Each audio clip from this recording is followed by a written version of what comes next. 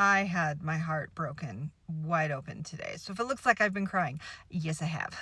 But this experience today, although painful, made me realize that what we're doing is so extraordinary beyond words, and also the hardest thing we can ever do.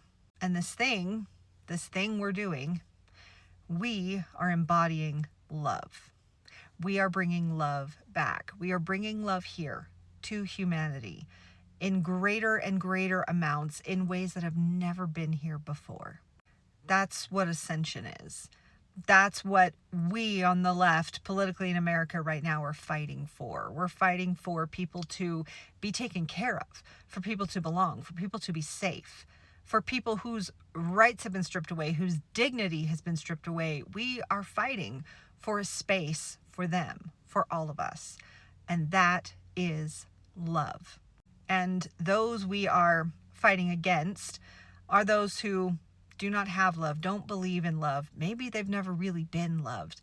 And certainly for those in the alt-right, evangelical Christian who rule with an iron fist, their version of love is about obedience, fear, conformity. In far too many Christian religious groups, love of God is synonymous with fear of God. God loves you, but you better fear him. If you don't be exactly what we say, God will punish you.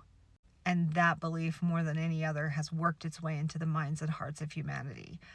And that is the lack of love we are fighting against. And that is exactly why love is so complicated for many of us.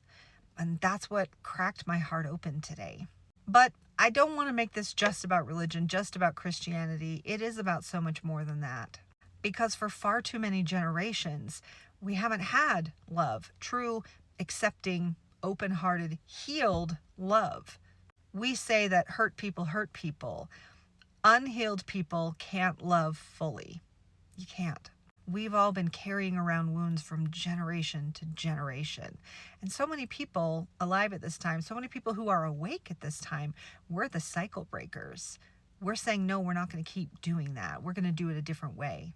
And as if that weren't hard enough, we are trying to figure out how to love in a way that was never modeled for us. It was never given to us. My love for others is so deep and it's so strong.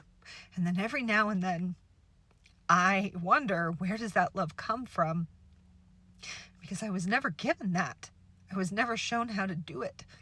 I feel like there are so many big pieces missing inside of me because I wasn't loved in the way that humans need to be loved.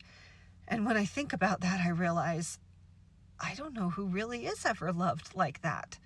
For so many generations, so many of us have just been passing our pain around like emotional hot potato. It's everywhere. It is inherited. It is taught. It's everywhere. Intolerance had become the norm. And yet, despite all of this, we all still have that yearning for love that makes us find it and that makes us create it, even though no one ever showed us how. And that's what makes what we're doing so incredible. You know, as a healer, I talk about healing the wounds, releasing the energy of the trauma, opening our heart to more love. And I've talked a lot about the cosmic energies that are being sent down from the heavens to help us grow and expand. And it didn't occur to me until today that despite all of that help and that support, what we're really doing is learning to love in a way that we've never loved before. Yes, the healing is helping. Yes, the energies are opening us to that. But we're still having to figure it out. Loving without reason is hard. Loving without logic is hard. Loving without safety is hard. Feeling truly safe enough to love, that's one thing. But feeling truly safe enough to be loved, I mean, who does that? Well, we are trying. We're trying to do that. That's what makes us all heroes. That's what makes us all courageous beyond what's ever been here before. Yes, we are facing the horrors of our government. We are facing a bleak future. We're looking at the end of the freedoms we all held dear. And yes, we are fighting for those. We're fighting to keep those. But we're not fighting for ourselves. We are fighting so that everyone can have that. And that is love. We are fighting for a place for love to take root. And we are opening ourselves up to receive it, to be it, and to share it with the world. And that's what makes it all the more worth fighting for, no matter how hard and no matter how long it takes. It is worth fighting for. And I'm so glad you're here fighting with me.